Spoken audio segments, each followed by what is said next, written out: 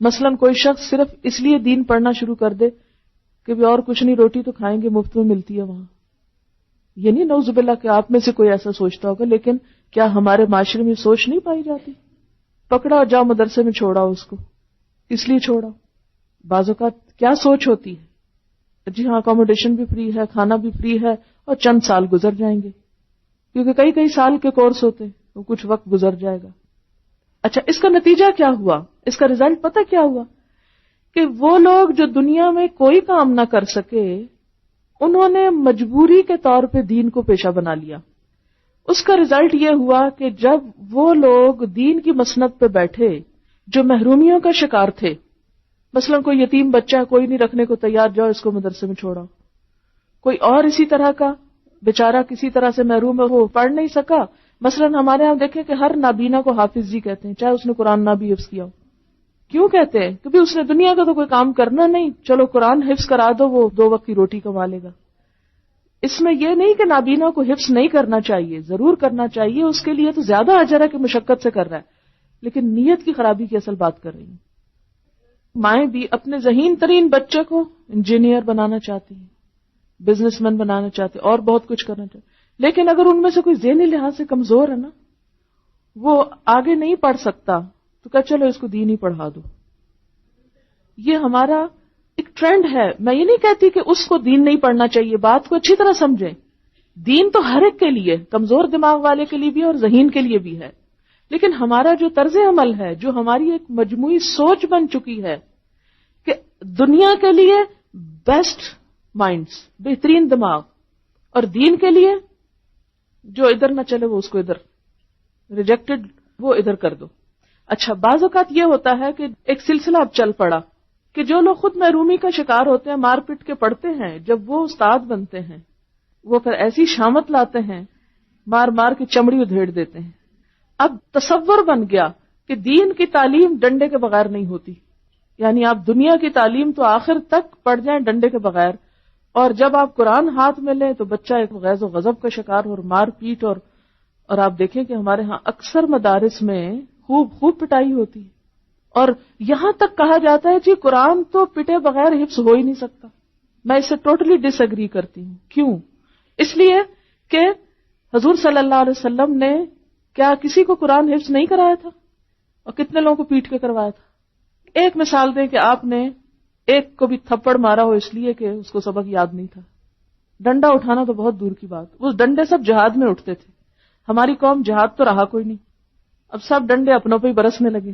دین کے نام پر محبتیں عام ہونے کی بجائے نفرتیں عام ہونے لگی.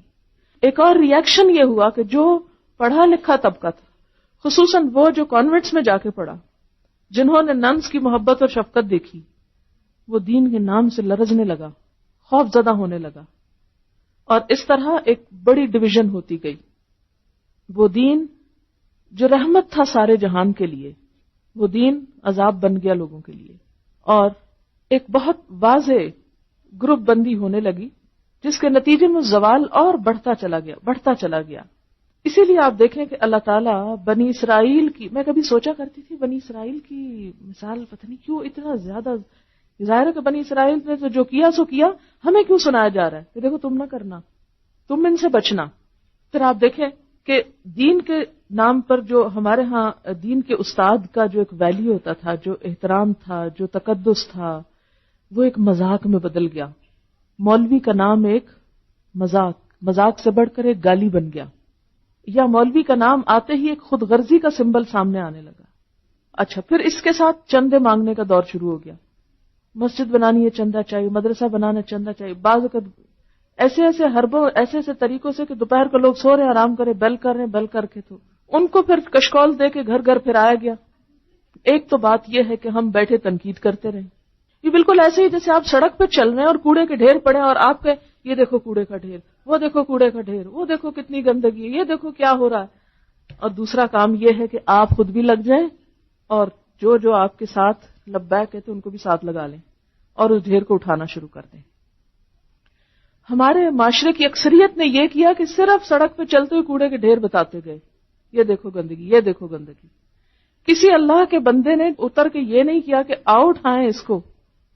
تو میں آپ سے بھی یہی توقع کرتی ہوں کہ آپ نے جب تبلیغ کے لیے نکلنا تو خدا کے لیے ہاتھ جوڑ کے کہتی ہوں کہ صرف تنقیدیں نہیں کرنی، یہ خرابی وہ خرابی، بوقت ضرورت پوائنٹ آؤٹ تو کرنا پڑتا ہے.